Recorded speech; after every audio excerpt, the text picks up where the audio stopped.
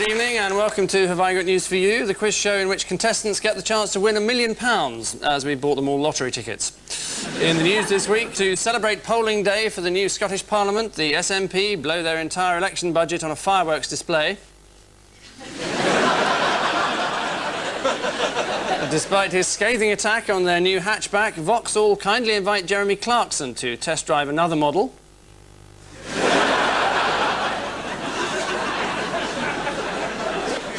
And at Washington Zoo, keepers unveil their latest attraction, Monica the Elephant.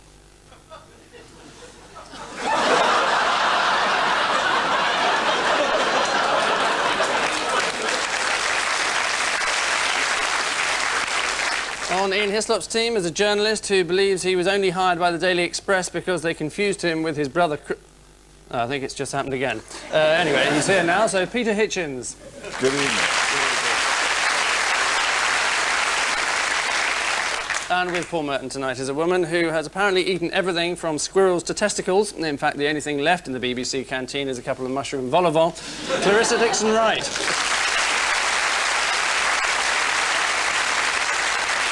So, beginning with round one, fools no one. Ian and Peter. Well, I think it's the 6th week of the war to save the Kosovar Albanians from the Serbs.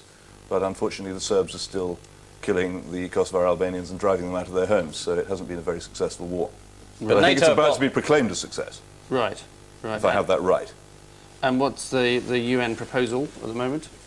The UN proposal at the moment is that a lot of Russian troops will come in, surrounding the NATO troops, so they can't do anything, presumably. And what's Tony been up to? He's been visiting the refugees, making a speech, saying victory, and they're going, we don't speak English, but he sounds good. They're going, Tony, Tony, Tony, and so he thinks they're all Labour MPs. And showing that his deodorant doesn't work. Gosh, I didn't notice that. I think it's quite warm out there. It's probably reasonable. You haven't seen the Shore adverts or whatever that is. We might have a tick on his back, we don't know. He was called by the press the Pied Piper of Kosovo. It's an extraordinary title for Blair, because the Pied Piper took the rats away from the honest citizens, whereas NATO has managed to take the honest citizens out of the country and leave all the rats in there. And what's the new weapon that they've unleashed on the Serbians? The Apache helicopter, which is named after a group of people who were ethnically cleansed by the United States Army.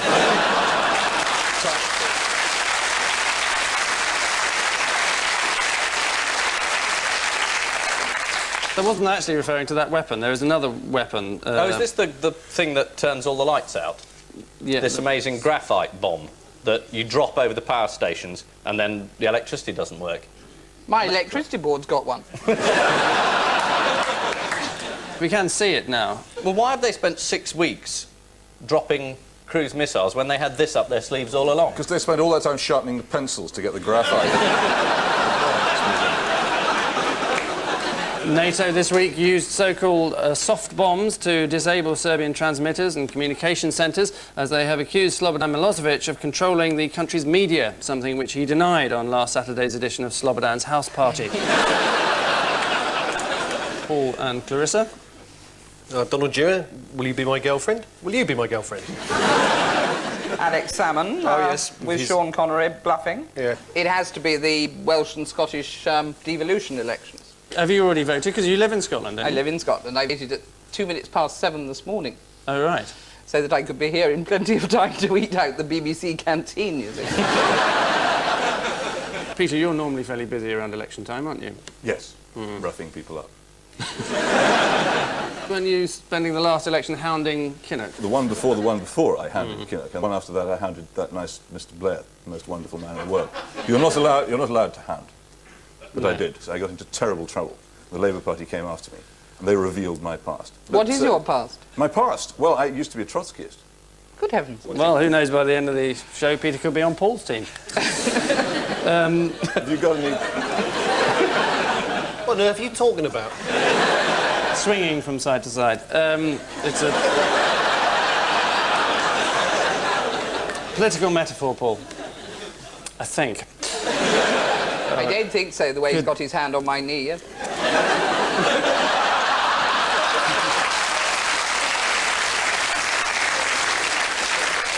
Let's just say I've been blessed.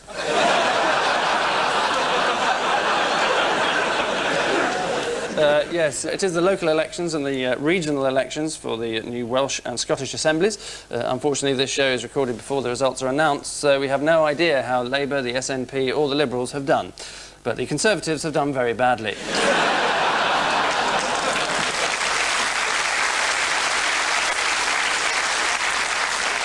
Ian and Peter. Oh, that's British Airways with the tartan tail fin. This is the stewardess who, when the plane arrived early, ran around the aeroplane with almost nothing on except a fluorescent orange jerkin and a hat to pay off a bet. Now, if the plane had arrived late, what would the captain have done? If you go by what the papers say, it's slightly confusing, I have to say, because according to the Telegraph, Times, Mirror and Express, she was a dark-haired flight attendant. The Star, however, not only described her as a 27-year-old leggy blonde, but also provided us with a picture to show what she may have looked like.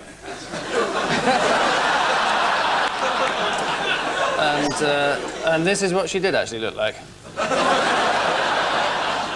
Any idea what the captain's name was? The captain's Captain name? Peacock. Captain Pugwash.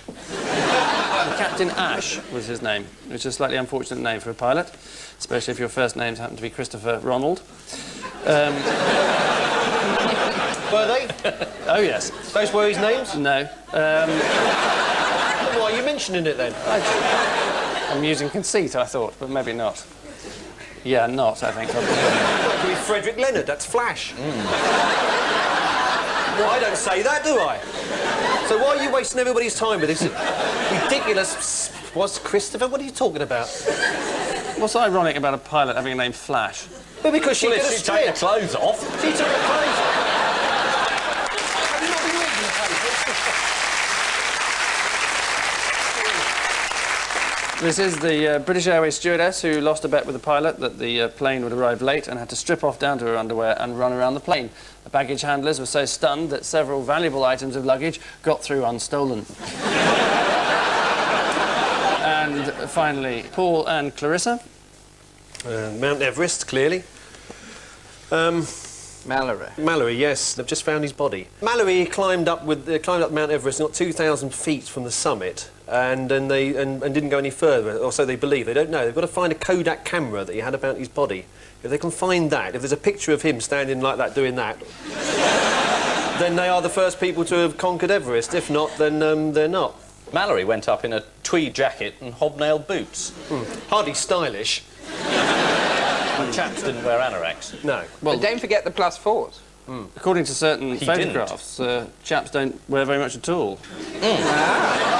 That is George Mallory. He had a habit of walking around the lower slopes naked to relax, You don't say. which is perfectly reasonable. He was a typical product of his time, an upper-class English public school boy. Right.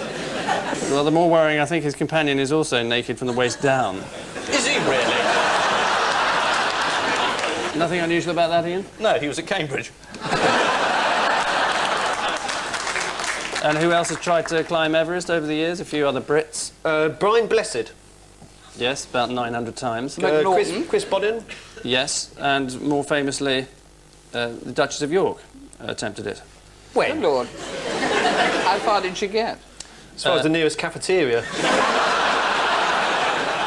She got 20,000 feet up before. By helicopter? Or by Apache? By even? Budgie. Budgie the helicopter. This is the discovery this week of the body of George Mallory on the slopes of Everest. The discovery of the climber wearing a tweed jacket and hobnail boots. It hasn't proved whether he reached the summit, but it has proved that he was a lesbian. So, at the end of that round, the scores are like a Cornish brother and sister, frighteningly close, being as they are for all.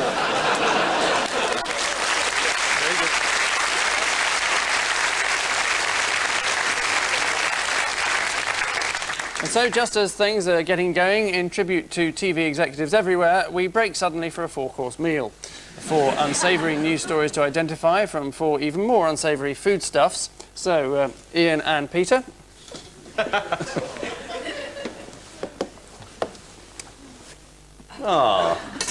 melons. Yes. This is actually about Britain's fine new universities, at least I think it is, and some really serious research which they have done, which suggests that when women go out to the shops and buy melons, they're influenced in their choice of melon size. How can I say this? By their own physical attributes. And so presumably some women buy these and some women buy these. Am I getting anywhere? Have I got completely the wrong answer? No, but just and I put the lid back on.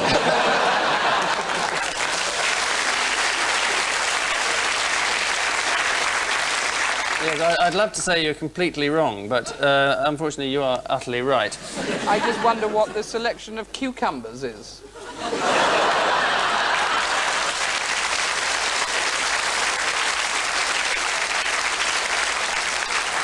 I can't get it in the basket.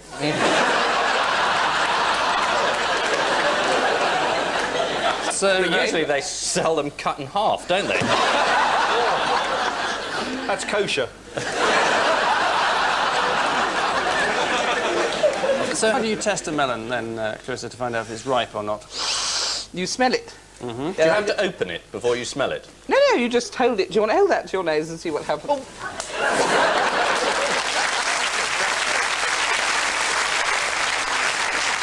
Can I just ring the England test selectors?